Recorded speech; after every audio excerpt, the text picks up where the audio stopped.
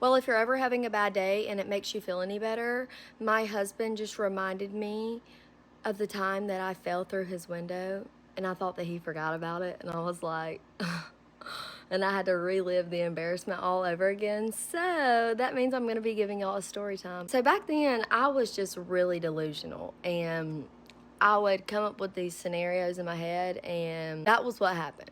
You know what I mean? Too young to be acting like this, but I was. So I'm at my friend's one night and we're just sitting there hanging out, and all of a sudden he stops texting me and I cannot see his location. I waited a little bit. I was like, maybe his phone died, whatever. Well, an hour later, he's still not texting me back. So I'm like, nah, something ain't right. Like, he don't ever go to bed. Keep in mind, it's like 10 o'clock. He usually stays up till like 12. So I was like, nah, he done got a girl to come pick him up. And my friend's like, nah, Lee, you're crazy. Like, no girl came and got him. I'm like, let's go drive over there and see what he's doing. She was like, girl, you are being crazy, but let me go get my keys and I'll meet you in the car. So we get in the car and we drive over there, and tell me why his car is in the driveway. I'm like, oh, bet. So at the time, he lived in the basement, and in his room down there, he had an AC unit, and on the side of it, you could like slide it over and see inside the room.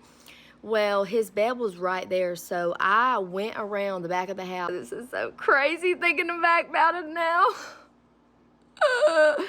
But I opened the little sliding door or whatever, and he wasn't in his bed. Oh, no.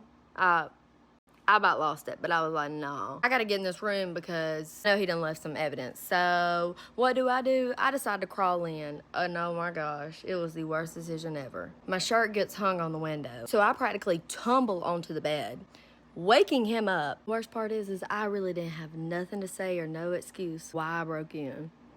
So yeah.